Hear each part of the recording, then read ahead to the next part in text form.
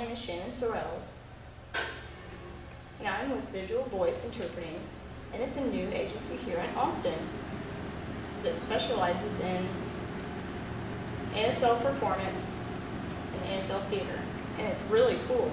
And we plan to interpret different shows here in Austin. It's going to be exciting.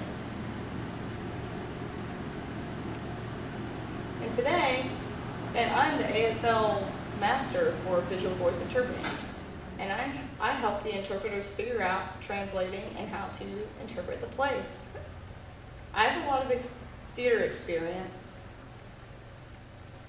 I've done directing, acting, playwriting, stage management, and I've also done backstage work.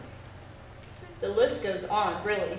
I can't even remember everything at the moment, but I have a lot of professional experience also with TV, play, marketing, and I'm really excited to continue with ASL translating. That is something that I would really love to specialize in. The first show that we are working on is called The Cruel Circus. Today I have two people here with me that I'd like to introduce. This is the director, Connor Hopkins, also with us. Oh, he is also a puppet maker for the show, which is really neat. Also, we have Shelby here for our ASL team. Connor, would you like to explain a little bit about the show?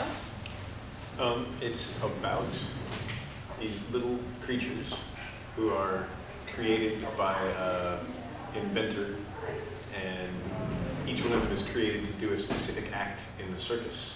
So their bodies are designed for their particular act. So we have a unicycle on the tightrope whose entire lower body is a unicycle. Things like that. We have this character here who walks on his hands, never ever on his feet, always on his hands. And that sort of thing. And it's about the newest creature who doesn't know what her job in the circus is, even though we in the audience can see that she has a great big target painted on her chest. So we know, but she doesn't, and she's trying to find out what her purpose is. So she visits all these different acts of the circus to ask questions. Discovers that there's a whole other world outside of the circus town that they live in. It's a lot about not knowing what your purpose is and trying to figure it out. That sounds really cool. I think so. How'd you come up with that concept for the show? It's just really neat. A lot of our shows have a lot to do with the relationship between the creator and the created thing. We did a version of Frankenstein. Everyone says I'm working out my own issues with my puppets by making these shows. And then, plus I like the circus.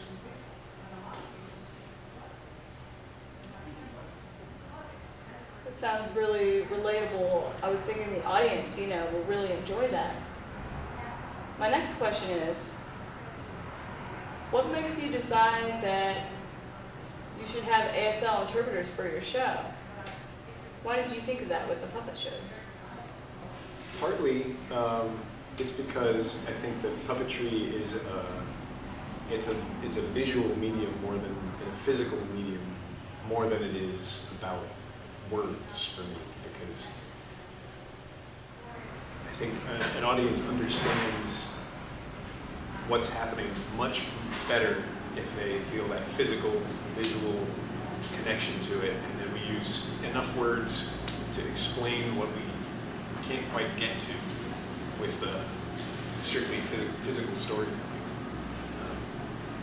So we try not to use a lot of words, and then when we do, Parker Doherty, who is, I think he's just graduated. She's been studying ASL, and she was the one who first suggested that we do it, and it just seemed like a perfect perfect fit. I think it's wonderful that you involve the deaf community here in Austin. Thank you so much. I'm very excited. I plan to go. I'm ready to see the show. The ASL performance is May 16th, also on May 23rd. So we're pleased to have you come to the show. Thank you. This here is Spur. He has a friend whose name is Ophor, O-P-H-O-R. Ophor is a big ball with a head, and Spur walks on him. He can't walk on the ground normally, but he can walk on the ball. So poor Ophir is always rolling, and then his head hits the floor and he goes, ow.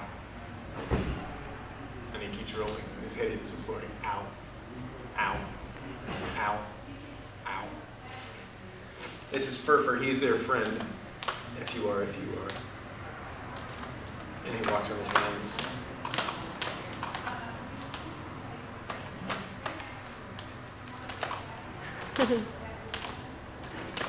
He's a clown. And this is Verdelet, V-E-R-D-E-L-E-T, who, he doesn't live in Circus Town. He lives outside of Circus Town in the you might call it the wilderness, which is actually the workshop of the creator who made her. And he's super, super strong. You wouldn't know it if you look at him, but he gets very excited sometimes.